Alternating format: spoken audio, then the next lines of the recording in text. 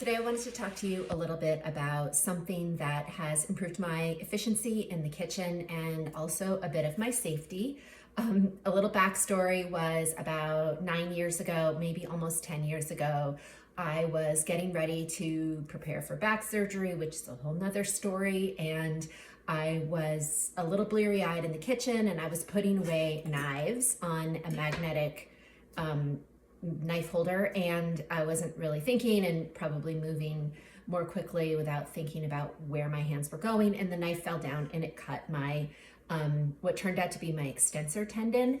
And I was all freaked out about, oh my gosh, infection, and this has to get healed up before my surgery, which was in Seattle. And it did heal up. I put liquid bandage on it and it was fine. After texting Micah and asking him, do I need stitches? And he was just like, I don't know. And so it all healed up, but my finger didn't work right. Like I couldn't type all the way. And after my back surgery, I went to my primary care physician at the time to get my staples out. And I was like, so what do I do about this? And she's like, you need to see a hand surgeon. Right. So I did the next day. And he was like, look, your finger's fine, but if you want it to work properly, I need to do surgery on it, and I need to do it soon because the longer the ligament or tendon is stretched out, it's going to retract and then it won't go back together. So the very next day, having just barely recovered from my back surgery, I went in to have hand surgery. Mind you, I'd never been hospitalized in my whole life and never had a surgery. So this was all a little bit like otherworldly for me, but the long story of this was that my finger healed beautifully. There's barely even, I don't know, even a scar. It works perfectly well. And I learned after that maybe I should get some knife skills. And so I took a class about knife skills, and I didn't probably retain everything, and I maybe don't use all of the skills every day in the kitchen, but there are some things that have really served me well, and I wanted to share them with you today.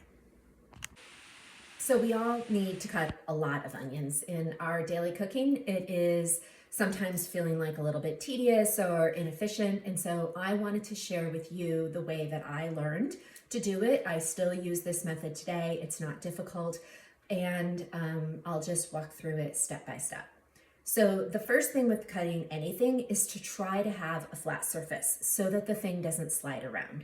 And in this case, we've got the root end and we've got the top end of the onion, and we're gonna cut off the top end because that's gonna give us a flat surface for which to do the rest of this process. So a little bit about holding the knife. You want to hold it and then put your fingers, your thumb finger and your pointer finger on the other side of the knife, and that will help stabilize it. If you hold it way back here, you're really weak and it's gonna be kind of floppy. You obviously don't need to put your fingers under the blade. You just need to hold it right here. This happens to be my favorite knife. It's got good weight for me. It's relatively sharp these days. It does have a little nick out of it where I probably tried to chop a squash or something incorrectly, because this is not the right knife for chopping up a humongous winter squash. But nonetheless, here we are. So we're gonna hold either side of the blade and we're going to cut off the top end of the oven in order to give ourselves a flat space. Okay, so now we've got a flat space. That is gonna go down, and then we wanna cut through the root end. The root end is the stringy end, and so we're gonna cut through that. Okay, now we're going to peel the side that we're gonna cut. So I'm sure there are lots of other ways to do this, and some chefy person might come up with some other efficiency. I'm basically talking about cutting an onion into relatively small dice. It's not perfect. This is just a home kitchen. This is how I do it.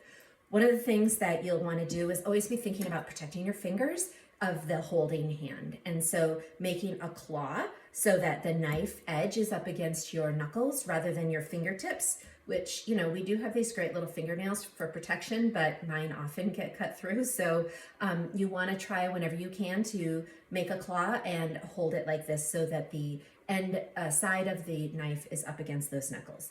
So in this case, what we are going to do, we have now cut through our onion from the root end, and that root end is going to attempt to hold our onion together while we make a series of cuts. The first cut that we're going to do is called the bagel cut. So if you're thinking about cutting a bagel, you would cut it like this. That's what we're going to do with the onion. We need to hold the onion down with the palm of our hand, but we don't want to put it like this where we could slice through. We want to make this kind of motion and hold it down. And depending on the size of your onion, you might get 3 cuts through. This one's pretty small, so I'm gonna probably only be able to do 2. And I'm not gonna be able to make it go all the way through. I don't want to chop all the way through the root end. I don't wanna take that off. That is, again, holding it together. So I did an okay job here. I didn't wanna be very aggressive and go all the way through and potentially slice it off. The next step is to make slices. Now, if you were looking to have sliced onions, like you were going to caramelize them and not do diced, this would be the last step pretty much that you're going to do. So this is important as well, even when you're not going to the full end result of dice. So now we are going to cut slices, but not cut through, again, the root end that's holding it on. So now I'll be making the slices. And I'm going to use, again, holding the knife closer to the end here to stabilize it. And I'm just going to make these individual cuts, trying to remember to keep a claw with my fingers. I don't always remember. You're not wanting to cut through the root end because, again, that's holding it together. And yeah, some pieces are falling off the bottom, but that's okay. So I go as close as I can now, like this end is going to completely fall off. It's fine. The last step then is I've now done a bagel cut, I've done my slices, and now I'm gonna cut the ends. And so again, keeping my claw, trying to hold this all together, and this is going to make these pieces fall away. And I'm just gonna go all the way up to the root end as close as I can. And this has been holding the whole thing together. And now I'm done and I have my dice. The next thing that I want to mention that I often see people do, it's a little bit of a pet peeve of mine, but when you want to clear your cutting board, you do not want to cut it with the blade end of your knife. That is going to dull it. It's just going to, it's just going to dull it. So don't do it. Flip it over. Use the back end of your knife for scraping and clearing your board. Do not scrape across here. It's like fingernails on a chalkboard for me. And you just want to save your knives for as long as you can. That's it. That's cutting the knife. So again, we've gotten our onion cut through the root end, and now I'm going to do the bagel cut, just a few slices because this is a relatively small onion. Now I'm going to do my slices. If I was only going to do a sliced onion and not diced, then I would just cut off the root end and I would be done. In this case, I need dice, so I am going to cut through. Again, another thing to think about is to cut through the middle part of your knife. This is where you're going to have the most amount of leverage for this particular use. If you're cutting with the weak, smaller end, first of all, you're not going to have as much leverage and you're just not going to have as much surface area. And so using the beginning, the middle of it, and then pushing down and away rather than trying to chop, because now you're just having to use strength rather than using the knife for you.